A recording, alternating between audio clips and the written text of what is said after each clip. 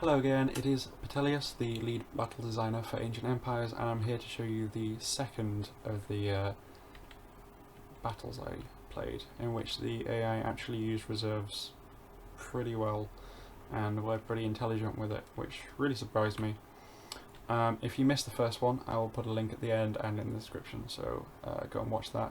Also, if you want to test out Ancient Empires, this update here shown with the new AI and all the animations and new factions such as the Seleucids.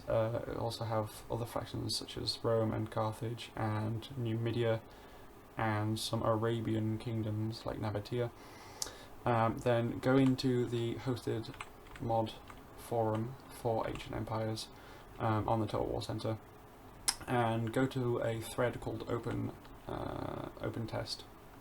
Put your name in there, you'll be put into a list of people, and then you'll be told to submit reports to a thread called open test results. Yes. But yeah, basically you can just have as much fun as you want. We only have a limited amount of spaces, but yeah, I'll try and allow as many people to do that as possible. Anyway, on with the battle. Right, so here I am moving up my first line, trying to provoke the enemy to send their units forward, and here we go. And again, this is where I was surprised.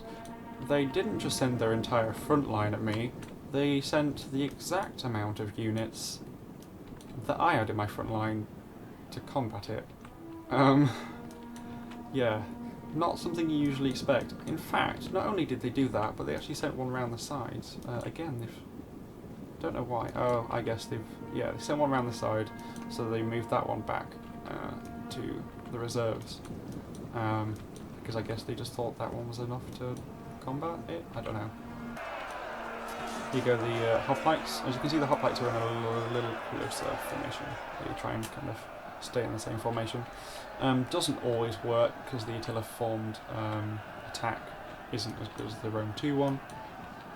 The general here comes up and basically just uses its morale boost to sit behind the units that are suffering the most, basically, because you see this one in the bottom, it says in melee the situation looks hopeless, the men need reinforcements, so it sends in its general unit to try and make sure that these guys stay there. As you can see, these guys tried to flank around the side, but I hit them. Luckily they didn't seem to see the need to send any more units against these guys, otherwise I probably would have been screwed.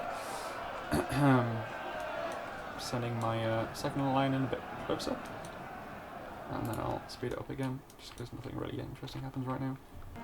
So here you can see that I actually moved up a unit of Prince Pace from my second line through this gap here, and then they responded in kind to stop me getting through. So as you can see, the AI isn't the most aggressive in this stance, but it is probably, even so, the most difficult. I've never really had any problems with the AI before, up until this kind of point. Again, they're not the most, I mean, it's no player, it's no kind of, real person on the other end, and it's never going to be as good as that, but seeing these guys kind of formed up here, kind of just sat here, waiting until they need to be used, is pretty surprising, I will have to say. I mean, it is not something that you expect the AI to do, because normally they just put all their units into the front line and you can flank them without really any penalty. So yeah, it's a crazy state of affairs, and I never really expected to see this in Attila, because Attila, from the start, when I started modding this, I hated it. The AI was awful. The combat was completely different from what I'd been used to. Modding wise, like, it literally made no sense. But the combat now is actually really nice. The AI, as you can see, is intelligent. So yeah, I'm liking Attila a lot more now. In fact, it's behaving a lot more than the Rome 2 version of Ancient Empires right now, which is a shame, and I will need to fix that soon. But I've been busy doing this. As you can see, the Roman units actually do a pretty good job of chopping up the phalanx formation.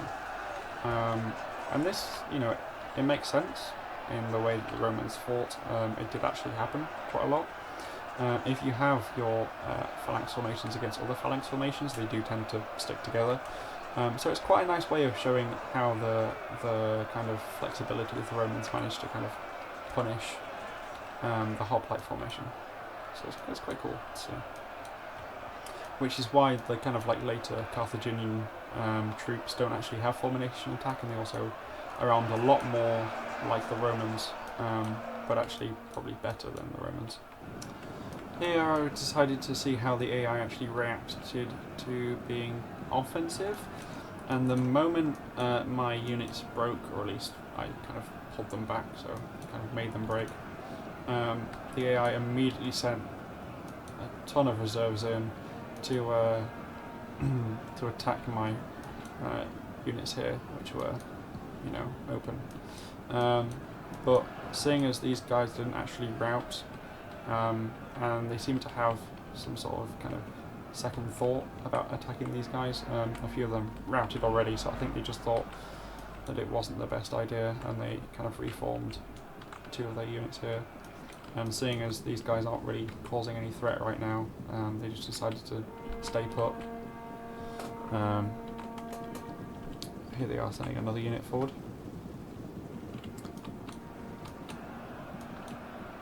I think these guys actually... oh yeah, see, as I'm moving these guys forwards, these guys go over there. I think, do these guys still go over there? See, as you can see, like, it's not perfect, but it's a lot better than it was. I mean, right now these units are kind of fine. They've got this bit covered, they've got this bit covered, they've got this bit covered. He's got these guys covered, or at least that guy. So these two units aren't needed. These guys, as you can see, are getting around the side of this one, so they send in these guys. Some Tarantine hoplites, by the way, which I think look amazing. Probably one of my personal favourite units. I normally use GM as well, so everything looks like twice as fancy as this. But unfortunately, this recording software doesn't capture GM, so I just kind of had to get rid of it for today. As you can see, this again, it pretty much ends up like the last one. The enemy eventually run out of reserves. As you can see, I've got more reserves than they do right now, because I managed to rout a few more of the units. This is pretty much always going to happen on battles like this. I guess, like, obviously it's not going to be perfect. I will probably make the AI stay a little longer in combat, or at least make your units more likely to run, so it kind of ups the difficulty a bit more there too. But obviously I'm not going to do it too hard for normal.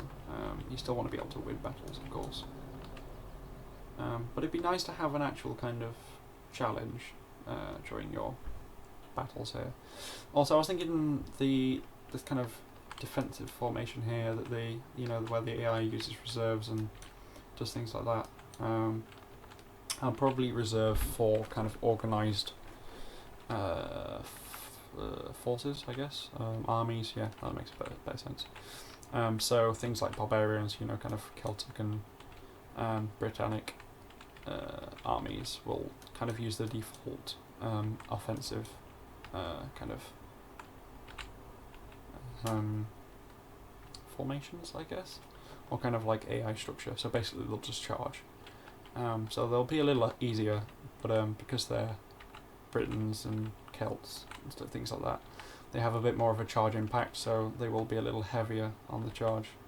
So it will basically just be about surviving that first charge, which is quite difficult sometimes, instead of having to weather these kind of longer, drawn out kind of reserves being used. Oops, no, these guys. But obviously I'm not sure about that yet. I will have to see if that's possible.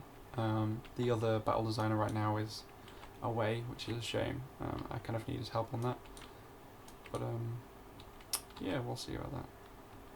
As you can see, I actually managed to get my units through these gaps here. and another one here as well. So yeah, the AI doesn't really have anything to combat that right now. All of its units are either engaged or, you know, that one is right over there and it's wavering and greatly fatigued. So yeah, I basically managed to win this one, the same way I did the first. So yeah, again, if you want to play this, I would generally recommend putting your name in the forums. If you have any questions, just ask. Honestly, I will try and answer everything as possible, as much as possible, to the best of my abilities, even when I can't speak. So yeah, it's something new, it's something exciting. Hopefully I can keep this going, keep it being replicated. It would be such a shame to be able to find out how to do this and then it just disappear again, which happens all the time in modding. It's crazy, you don't even have to do anything. Like, I don't even know how I did this in the first place. But yeah, should be interesting. Hopefully I'll be able to get the Rome 2 AI to do something similar too. But that's actually pretty clever already. I've managed to have it do alright. So yeah, until next time, I hope you have a really nice time, and I hope you've enjoyed both of these videos if you watch both of them. So yeah, once I get to uni, things should be a bit more stable. I should be able to produce videos at a more regular basis. Hope I'm going to win. A glorious victory will soon be yours. Told you. So yeah, hopefully that should be a bit better. And I will have a proper capture card basically, so I will be able to use gem, and I will be able to do nice fancy cinematics, which I'm really looking forward to, and I will have some proper editing software, which I don't right now. I'm literally just going between trial versions of things and Windows Movie Maker, which doesn't even work properly because I've got Windows 10, but oh well. Anyway, have a good day. I will speak to you all soon, I hope. And yeah, I hope you enjoyed these kind of previews.